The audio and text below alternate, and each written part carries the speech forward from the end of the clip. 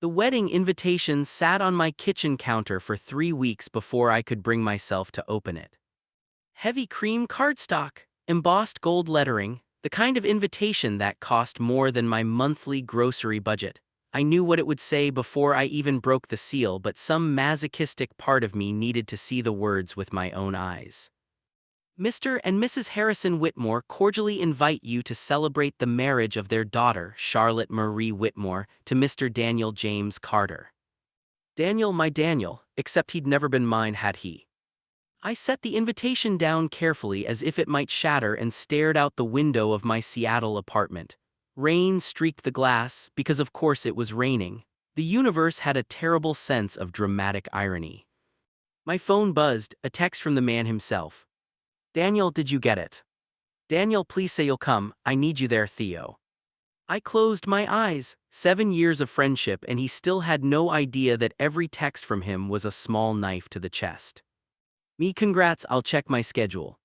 Daniel, it's in 6 months, please don't make excuses. Daniel, you're my best friend, it won't feel right without you. Best friend, the label I'd worn like a badge and a prison sentence since we met in graduate school. Daniel Carter, the brilliant architect with the easy smile and the girlfriend he'd been with since undergrad. And me, Theo Walsh, the writer who'd spent 7 years perfecting the art of loving someone who could never love me back. My phone rang, of course he was calling. Hey, I answered, trying to sound normal.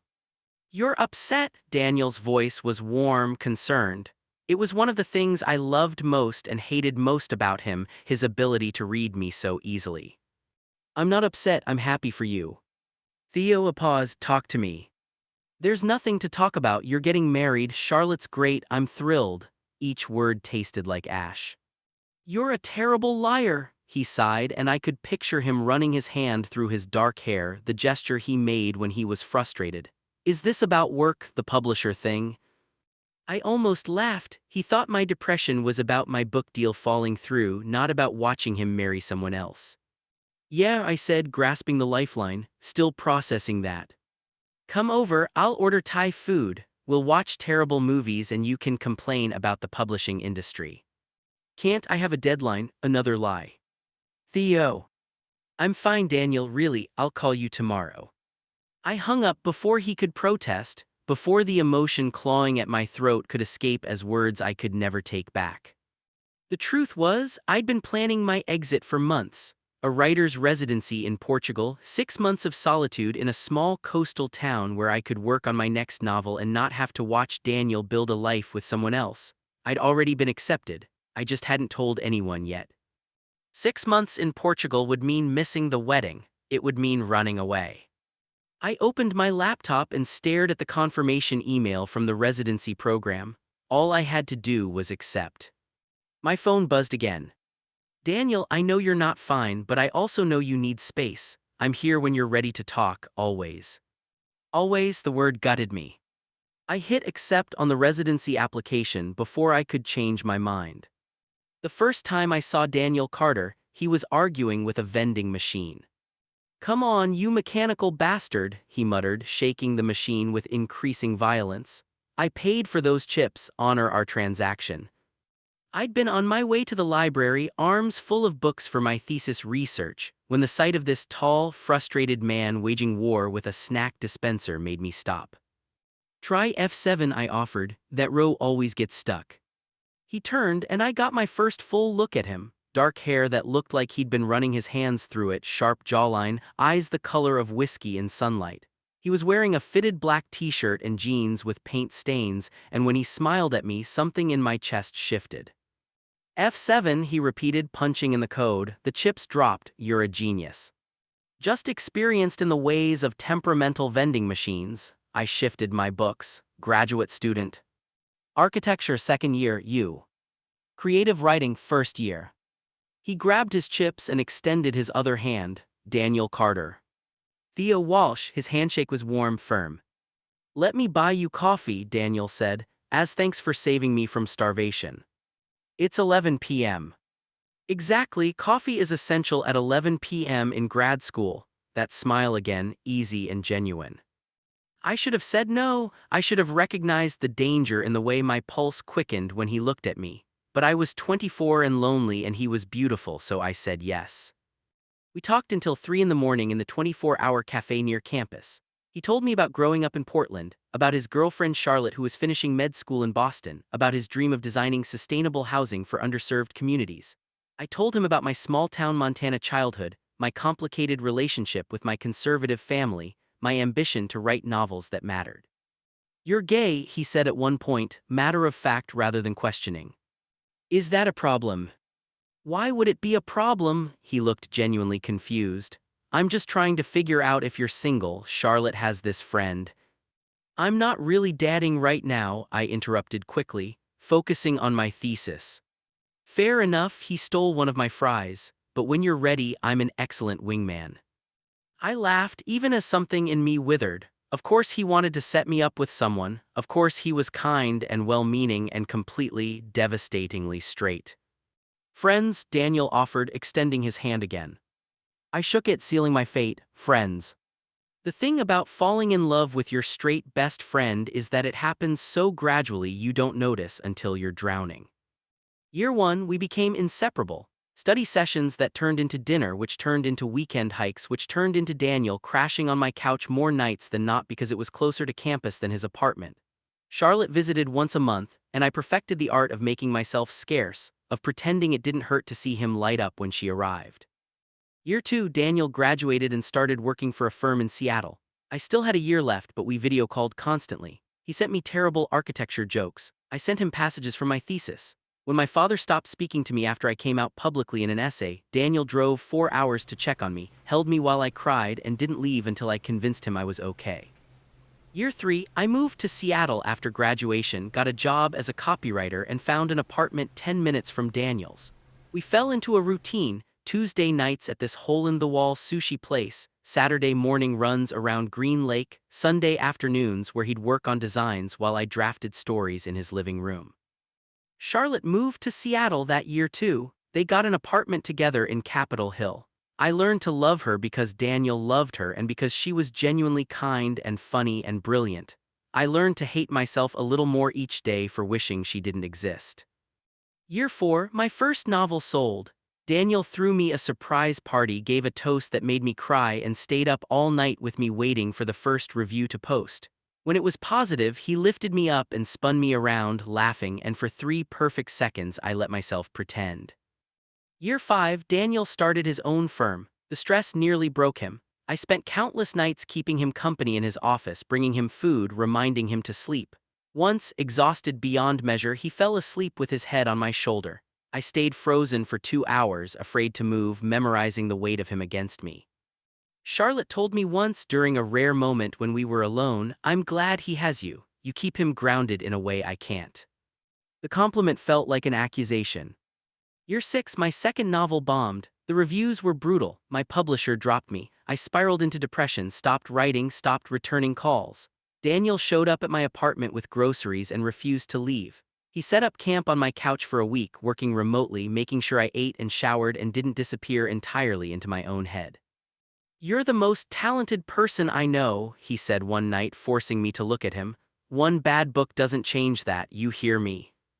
I heard him. I also heard all the things he wasn't saying, all the ways his care for me was genuine and platonic and nothing like what I needed it to be.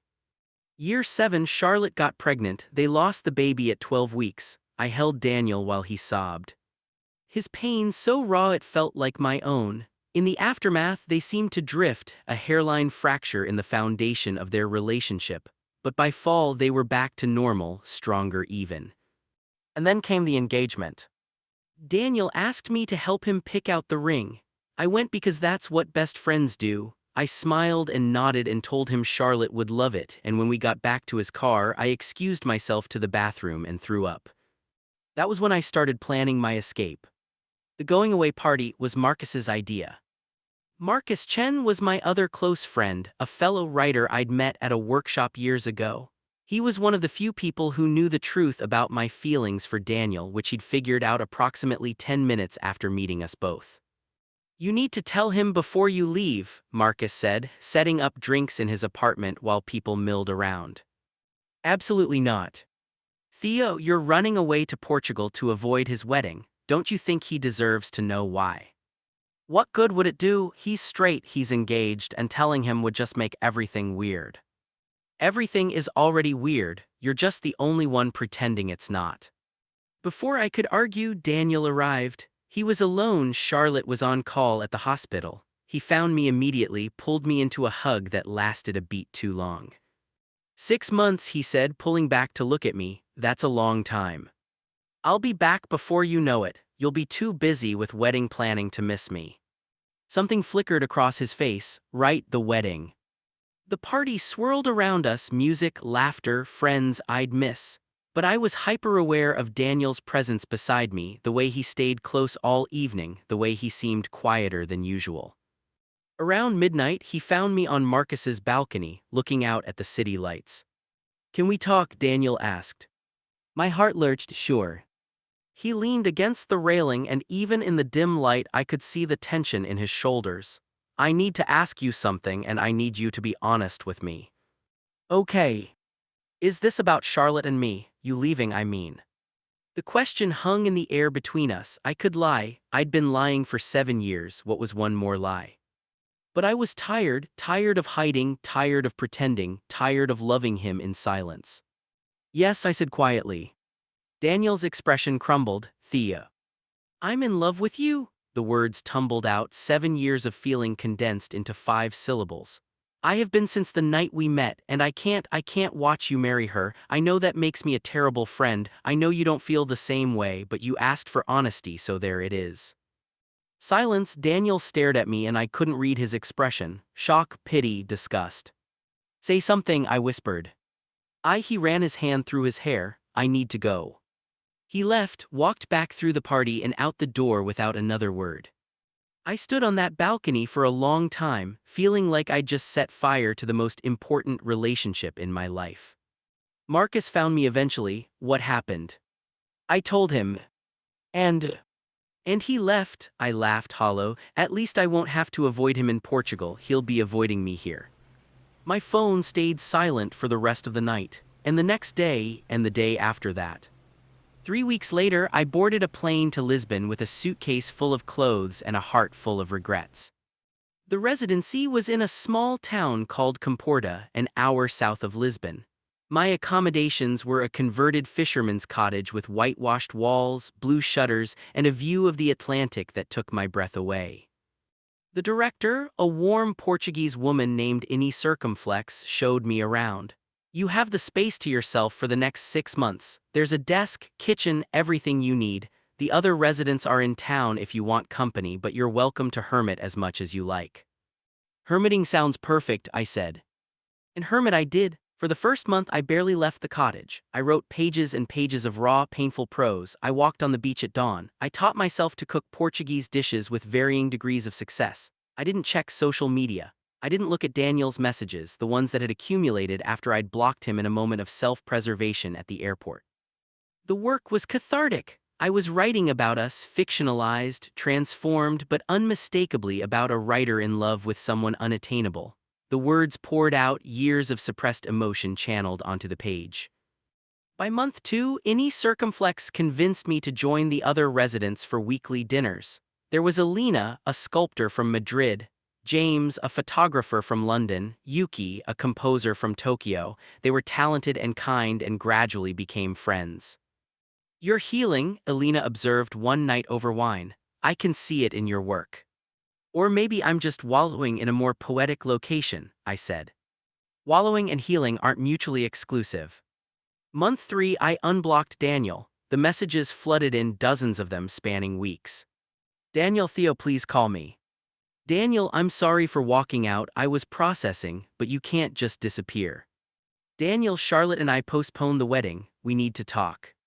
"Daniel, Marcus gave me your address in Portugal. I need to know you're okay." "Daniel, I miss you." The last message was from 2 days ago. "Daniel, I'm coming to Portugal. I land in Lisbon on Friday. Please don't run again." I read that message 5 times, my heart hammering. He was coming here in 3 days. I called Marcus immediately. "You gave him my address." "Hello to you too," Marcus said cheerfully. "And yes, obviously." "Why would you do that?" Because you're both idiots who need to have an actual conversation instead of running away from your feelings. I already told him my feelings, he left, remember. And did you stick around to hear his response? No, you fled the country. He's engaged, Marcus. He postponed the wedding, but he's still with Charlotte. What's the point? The point, Marcus said carefully, is that Daniel has been a mess since you left, and Charlotte called me last week. I froze. What?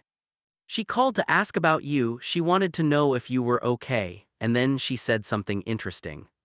What did she say? She said, I always knew Daniel loved him, I just didn't think he'd ever let himself admit it. The world tilted. That's not, he doesn't. Theo, let him come, hear what he has to say, and then decide.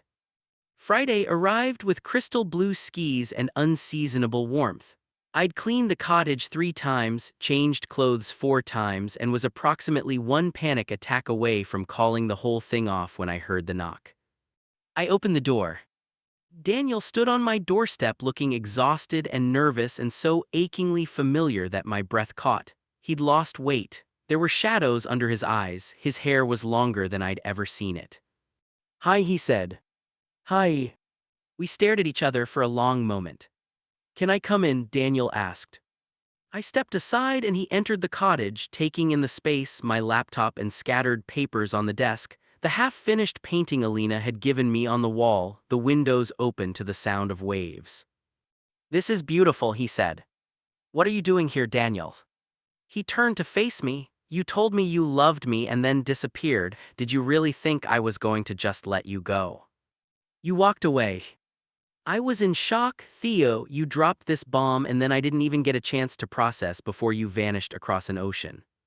What was there to process? You're straight, you're engaged, I gave you an out. I'm not straight, Daniel interrupted. The words hung in the air between us. What? He laughed, shaky and disbelieving. I'm not straight, I'm bisexual. I thought you knew, I thought everyone knew. My mind raced back through 7 years of friendship. Had there been signs? Had I been so caught up in my own assumptions that I'd missed something fundamental? You never said anything, I managed. You never asked, and honestly it didn't feel relevant. I was with Charlotte. I wasn't actively dating men, it was just part of who I was, not something I talked about constantly. But the wedding is off. Daniel took a step closer. Charlotte and I broke up 2 weeks after you left. I felt like the ground was shifting beneath me, because of me. Because of a lot of things, because we wanted different things, because the miscarriage showed us fractures we'd been ignoring, and yes, because of you. He ran his hand through his hair, that familiar gesture. When you told me you loved me, it was like someone turned on a light in a room I'd been sitting in the dark for years. Suddenly I could see all these things I'd been refusing to look at. What things? How I felt about you, how I've always felt about you. His voice dropped. Theo. When you told me you loved me, do you know what my first thought was? I shook my head, not trusting my voice. Thank God, finally. He moved closer and I could see the emotion swimming in his eyes. I've been in love with you since that first night in the cafe, maybe longer. But I was with Charlotte and you were my best friend, and I convinced myself that what I felt was just friendship. That the way I thought about you, the way I wanted to be near you constantly, the way my day didn't feel complete until I talked to you, that was all normal. Daniel. Let me finish, please. He was close enough now that I could see the flecks of gold in his eyes. When Charlotte got pregnant, part of me was terrified because I knew it would cement us together. And when we lost the baby, I felt horrible guilt because mixed in with the grief was this terrible relief. What kind of person feels relieved about something like that? You were grieving. I was also lying to myself about who I am and what I want. And when you told me you loved me, I couldn't lie anymore. But I was scared, Theo, scared of losing you as a friend, scared of being wrong about what I felt, scared of turning both our lives upside down. So I walked away, and by the time I'd figured my shit out, you were gone. Tears were streaming down my face. You said you were straight. That first night you talked about Charlotte, about setting me up with your friends. I never said I was straight. I just didn't correct your assumption. And I did want to set you up because watching you date other people was easier than examining why the thought of you with someone else made me want to break things. 7 years, I whispered. We wasted 7 years. Not wasted? He reached out, cupping my face with both hands, thumbs wiping away my tears. Those 7 years made us who we are, made us friends first, and that matters, Theo, that's the foundation. What if this ruins everything? What if we try and it doesn't work? What if we try and it does? Daniel's smile was soft, hopeful, terrified. I didn't fly across an ocean to wonder what if. I came here to tell you that I love you, that I've always loved you, and I want to try this if you'll give me the chance. I searched his face looking for doubt, for hesitation, but all I saw was love, complicated and messy and real. Say it again, I whispered. I love you, his forehead touched mine. I've always loved you. And then he kissed me. It was gentle at first, tentative, testing. But when I kissed him back, 7 years of longing poured into that moment, and gentle became desperate, became necessary as breathing. His hands slid into my hair, my arms wrapped around his waist, and we kissed like we were making up for lost time, like we were drowning and breathing all at once. When we finally broke apart, both of us breathing hard, Daniel laughed, joyful and incredulous. That was long overdue, I finished. Understatement? He kissed me again, softer this time. I'm staying for 2 weeks, I cleared my schedule, I want to be here with you if that's okay. What about after? I'm here for 3 more months. Then I'll come back, or you'll come home for visits, or we'll figure it out as we go. Theo, I'm not running anymore, and I'm not asking you to either, we'll make this work. Those 2 weeks felt like a dream. We didn't leave the cottage much. We talked for hours, filling in the gaps of 7 years of unspoken feelings. Daniel told me about the nights he'd lain awake next to Charlotte thinking about me. I told him about the novel I'd been writing, how every word was about him. Can I read it? He asked one morning, both of us still tangled in my bed. It's rough, not ready for eyes yet. Theo, I've read every rough draft you've ever written. This one's different. Because it's about me. Because it's about us, about wanting something you think you can't have, about loving someone in secret. I traced patterns on his chest, about finally getting brave enough to speak the truth. That doesn't sound rough, that sounds beautiful. So I let him read it, all 200 pages of raw, unedited longing. I sat on the beach while he read, too nervous to watch his reactions. When he found me hours later, his eyes were red. You cried? I asked, alarmed. It's devastating and hopeful and so painfully honest. He pulled me into his arms. Theo, this might be the best thing you've ever written. You're biased. Probably, but I'm also right. We made love that night for the first time. It was nervous and fumbling and perfect, learning each other's bodies the way we'd learned each other's minds over years of friendship. Afterward, Daniel held me close, his lips against my temple. I can't believe I almost married someone else, he murmured. Would you have gone through with it if I hadn't said anything? I don't know, part of me wants to say no, that I would have figured it out eventually, but honestly, I might have. I'm good at lying to myself. He tightened his arms around me. Thank God you were braver than me. The 2 weeks flew by. We cooked together, walked on the beach, met the other residents. Elena told me privately that she'd never seen me so happy. James took photos of us that somehow captured the newness and the history, both, Daniel's hand in my hair, my head on his shoulder, both of us laughing at something only we understood. On his last night, we sat on the cottage's small patio, watching the sunset paint the sky in oranges and pinks. I don't want to leave, Daniel said. I don't want you to go. 3 months, then you'll be home and we can figure out the next chapter. The wedding that isn't happening, are you okay with everything changing? Daniel was quiet for a moment. Charlotte and I talked before I left, really talked. She said she's known for years that part of me was somewhere else. She said she loved me enough to hold on anyway, hoping it would be enough. But it wasn't, and that's not fair to either of us. Do you think she hates me? No, I think she's hurt, but she also said she's relieved, that she feels free to find someone who loves her the way she deserves. He laced his fingers through mine. She said to tell you she doesn't blame you and that she hopes we'll be happy.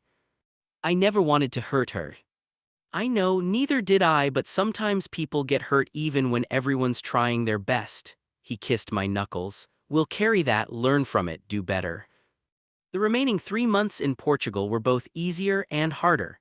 Easier because Daniel and I talked every day, video calls where we'd work in comfortable silence, texts throughout the day, voice messages when we missed each other's calls. Harder because I missed him constantly, missed the physical closeness we'd only just discovered. But the time apart was also good. It gave me space to finish my novel, to be certain that this wasn't just a fantasy I'd built up over years of pinning. And every conversation proved that what we had was real, built on friendship and shared history and genuine compatibility. Daniel flew back once for a long weekend in month 5. We spent most of it in bed, but we also explored Lisbon together, walked hand in hand through the Alfama district, kissed on the tram, acted like the new couple we were while also having the ease of people who'd known each other for years. I could get used to this, Daniel said, pulling me close as we watched the sunset over the Tagus River. Public affection. Being able to touch you whenever I want, not having to hide how I feel, he kissed my temple. I wasted so much time being afraid. We both did, but we're here now. When I finally returned to Seattle in early spring, Daniel was waiting at the airport with flowers, sunflowers, my favorite, and a grin that made my heart stutter. "Welcome home," he said, pulling me into a kiss that earned some applause from nearby travelers. "Home," I repeated and meant it. We'd decided not to move in together immediately. Too much had changed too fast, and we both wanted to do this right. But we spent most nights together anyway, alternating between his place and mine, learning the domestic rhythms of being a couple after years of being friends. My novel sold 3 months after my return. Not just sold, sparked a bidding war that ended with a 2-book deal and more money than I'd ever imagined. The publisher loved the emotional honesty, the complex characters, the way it captured the pain and beauty of loving someone you think you can't have. "Turns out heartbreak is marketable," I joked to Daniel. "Turns out your talent is undeniable," he corrected. "Heartbreak just gave you something to channel it into." The book was dedicated to him, for Daniel, who taught me that the best love stories are the ones where friendship comes first. A year and a half after I returned from Portugal, Marcus called with news. "Charlotte's getting married." I felt a pang of complicated emotion. That's good, is she happy? Deliriously, his name is Robert, he's a pediatric surgeon, and apparently they bonded over their shared love of terrible rom-coms and hiking. "She sent me an invitation," I admitted. "I wasn't sure if I should go." "She wants you there, she told me specifically to tell you that." So Daniel and I went together. It was strange, walking into a wedding for his ex-fiancée with him as my partner, but Charlotte saw us arrive and her face lit up. "You came," she said, hugging us both. "I'm so glad." She looked radiant in a simple lace dress, her happiness so genuine it was impossible not to feel happy for her. "You look beautiful," I said. "Thank you, and thank you for coming. I know it might be weird, but I wanted you here, both of you." She glanced between us. "You two are good." "Really good," Daniel said, his hand finding mine. "Good," Charlotte squeezed my hand. "I mean it, I'm glad you found each other, even if the timing was complicated." The ceremony was lovely, intimate, and personal, and watching Charlotte marry someone who clearly adored her, I felt the last bit of guilt I'd been carrying dissolve. Everyone had ended up where they were supposed to be. At the reception, Daniel and I danced to a slow song, his arms around me, my head on his shoulder. "What are you thinking about?" he asked. "How different things could have been if I hadn't told you how I felt, if you hadn't come to Portugal." "But you did and I did, and here we are." "Here we are," I echoed. "Theo," he pulled back slightly to look at me, "I want to ask you something." My heart started racing. "Okay. Not here, later, I just wanted you to know it's coming. You can't just say that and expect me to focus on anything else for the rest of the night." He laughed. "Fair point." Then he got serious, his eyes locked on mine. "I love you, I want to spend my life with you, that's not a surprise, right?" "No," I whispered, "no surprise. Then later when I ask properly you'll know I mean it, that I've thought about it, that this isn't impulsive or reactive, it's just the next step for us." "The next step," I repeated, smiling through the tears gathering in my eyes. "But for now let's dance." So we did. We danced at his ex-fiancée's wedding, holding each other close, both of us knowing that later, whether it was that night or next week or next month, there would be a question and an answer that would change everything again. The book release party for my 4th novel was at a small bookstore in Capitol Hill. Marcus had helped organize it, inviting everyone who mattered, friends, family, even my parents who'd gradually come around to accepting both my sexuality and my relationship with Daniel. I stood in front of the crowd, Daniel beside me, and read from the final chapter, a scene about two people who'd loved each other for years finally admitting the truth and building something beautiful from their honesty. When I finished, Daniel leaned in and whispered, "Still my favorite thing you've ever written. You say that about everything I write. Because it's always true." After the reading, during the mingling and wine drinking, my editor pulled me aside. "The early reviews are phenomenal," she said. "This one's going to be big, Theo, I can feel it." "I hope so." I poured everything into it. "It shows the authenticity, the emotion. Readers are going to connect with this." Later, as we walked home through the Seattle drizzle, Daniel pulled me under an awning and kissed me. "What was that for?" I asked. "Do I need a reason to kiss my husband?" I smiled at the word, husband. We'd gotten married 6 months ago, a small ceremony on the beach in Comporta with just our closest friends. Elena had sculpted our wedding gift, two figures intertwined, impossible to tell where one ended and the other began. "I suppose not," I said, "but I'm not complaining." "Good, because I plan on kissing you for the next 50 years. "Just 50. "Fine, 60, 70, however long we get." We walked the rest of the way in comfortable silence, hands linked, the rain falling soft around us. When we got home, Daniel made tea while I changed into comfortable clothes. We curled up on the couch together, his arm around me, and I thought about the journey that had brought us here. 7 years of friendship, one terrifying confession, a flight across an ocean, a man brave enough to follow me, and now this, a life built together, messy and imperfect and more than I'd ever let myself hope for. "What are you thinking about?" Daniel asked, the same question he'd asked 1,000 times before. But this time my answer was different. "I'm thinking about how lucky I am that you finally said it." "Said what?" "That you've always loved me." He pulled me closer, pressed a kiss to my hair. Best thing I ever did, saying those words out loud, even if it took me way too long to find the courage. "We got here eventually, that's what matters." "We got here eventually," he agreed. Outside, the rain continued to fall. Inside, we were warm and safe and home. And somewhere in the corner of my office, a new document sat open on my laptop, the first lines of a new story already taking shape. A story about coming home, about building something real from broken pieces, about love that starts as friendship and grows into something that transforms your entire life. A story about finally getting to say the words you've held inside for years and hearing them said back to you. A story about us.